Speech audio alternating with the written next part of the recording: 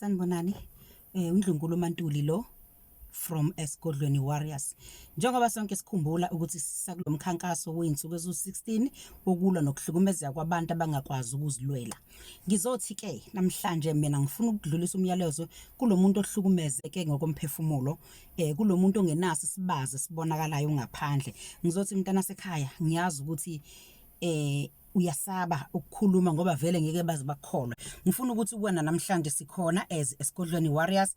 Khuluma, phuma, isho sizokukholwa. Ngiyazi abantu ngabakholwa kodwa thina ngiyathembisa sizokukholwa. Sukuma njengamanje step sokuqala, khuluma, bika inkinga yakho. Ngiyazi ukuthi kubhlungu kakhulu ngoba wena awunaso isibazi esibonakalayo ozothi uma uchazela omunye umuntu asibone isibazi bese uyasikholwa. Kodwa ngizokunikeza ithemba, sikhona, sizokukholwa. Khuluma. I am Phumzile Putin from Esigodlweni Warriors. Ngifuna ukukhuluma nabo bonke abantu besifazane of all ages. Njengoba ngiyi-warrior, I'm fighting for us as women who has undergone inhlukumezo. You are staying in a relationship where you can see that it's taking you nowhere. It's destroying you.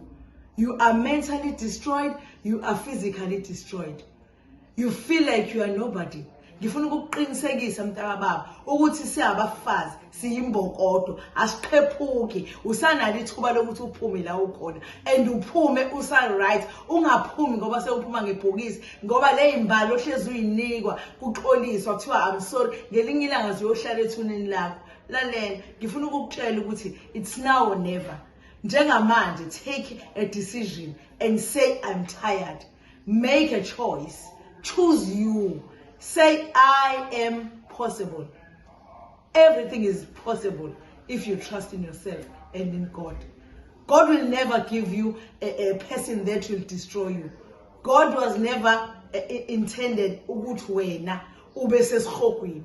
Get out while you're still alive. I'm telling you as a warrior. It's now or never.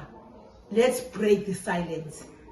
Ngiyanibingelela nonke bantwana bakaGod.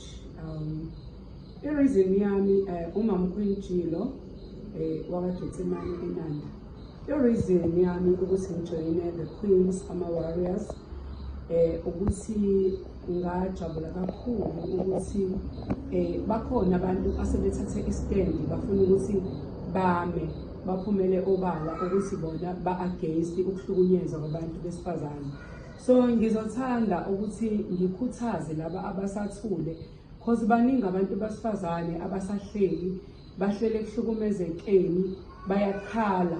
Being umfundisi, being umuntu ohlangana nabo lonke uhlobo labantu eindaweni nabazayo for ama-counseling. Kwesinye isikhathi ngikhuluma kuma-radios as a life coach ngikuthole lokhu ukuthi abantu abaningi basahleli abesifazane because umuntu uthi uvikela isithunzi sakhe or uvikela isithunzi sapartner wakhe, be it umyeni wakhe, i-boyfriend yakhe, u-life partner wakhe, uyamvikela. Kodwa umbuzo wami uthi isiphi lesi sithunzi osivikelayo?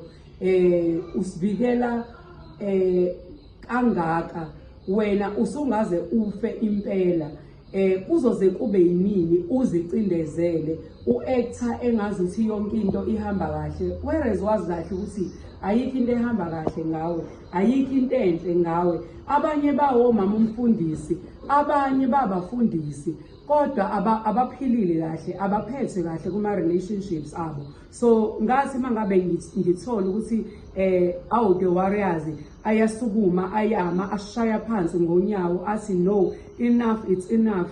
Kwanele manje ukuthi abantu besifazane bahlale ehlazweni lokuthi bayathukwa. It's either uyashawa noma uya-abuswa emotionally.